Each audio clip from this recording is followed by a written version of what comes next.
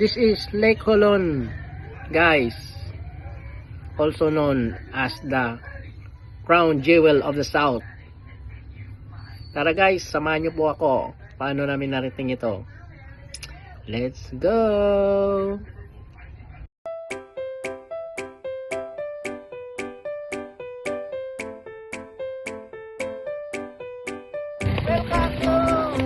Alas 3 ng hapon na kami umalis sa Santa Cruz, Davao, galing ng Mount Apo. Dumaritso kami sa lumang lugar ng kaibigan namin kontak sa Bansalan. Ang sabi dito na lang muna kami magstay at napakatahimik naman ang lugar. Ito parang nasa kampo kami ng Reverde, pero mababait yung mga tao dito. Ang sarap ng hapunan namin, tinulang manok, subang isda at salad. Nagising pala kami ng kalahating gabi at nag-travel po kami ng 5 oras papuntang Timbulin sa Cotabato. Kumain muna kami dito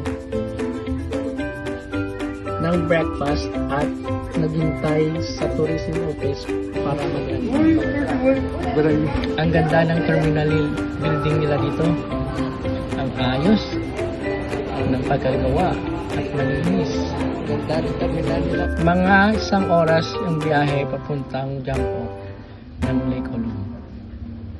Nag-orientation muna kami sa katutubong Tibuli at nag-lunch in guys before naman sa kasahin Lake Holon.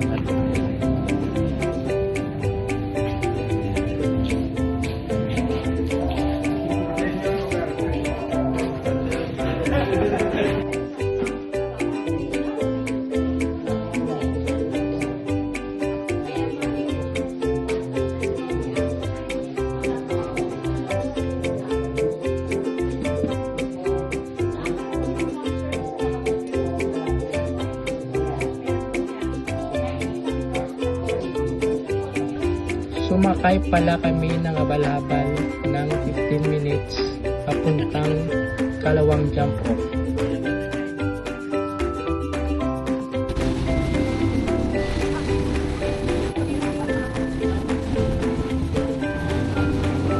At doon may mga bilihan na rin at may sakayan ng kabayo kung gusto mo lang maka-experience ito.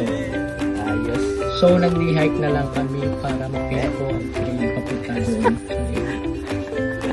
Yes. Lasik. Kinanong mo lang ito. Ubus mo pag tao. Ubus Sa abon Nakakamangha pala ng trail dahil sa mga station na may iba't ibang kwento. May 15 guardians pala na pinaniniwaan ng mga Tibuli tribes. Dito, ayon sa kanila, sila pa rin ang tagabantay ng lugar nito. Malaki talaga ang respeto ko sa lugar nito. Ang mga taga rito,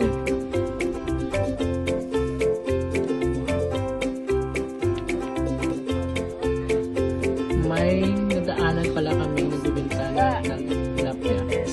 Kaya bumili na rin kami guys dahil sa fresh. Buhay na buhay talaga.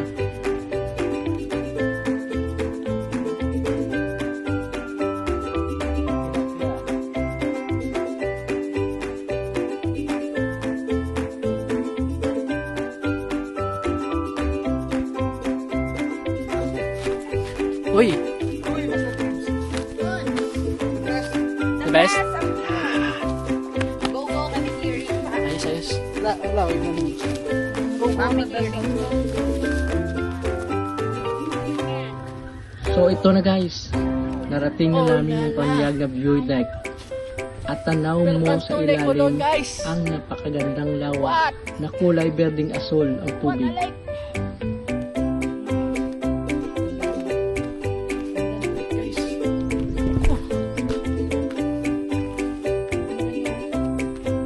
Pagkalipas ng 20 minutos na pababa ay ito na po yung lake namin. Welcome!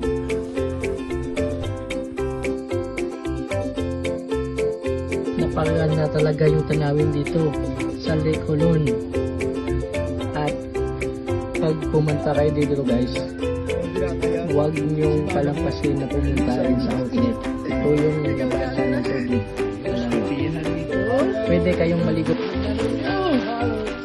Tapos magbuso para maranasan nyo rin ang kapihan.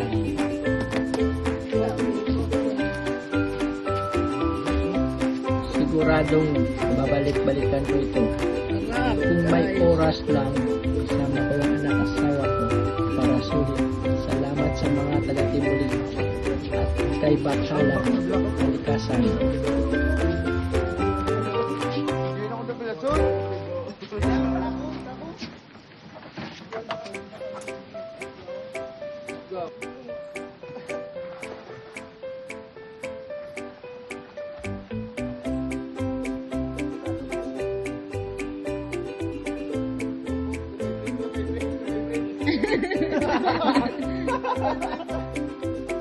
Guys, so muli na kami.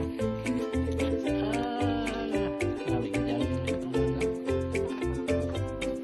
Kasi may time mabalik ko diyan. I just wanna thank you, Lord. Lord, for everything, Lord. Wala mo kami babayan, Lord. Sa aman ni Lord ni Katudre. Sa Mount Apo, sa Likunan. Salamat mo rin, Lord. Sa akong wife. Sa akong bata. Sa blessing tinatag mo sa akin. Thank you so much, Lord. Shout out! Shout out, shout out, shout out.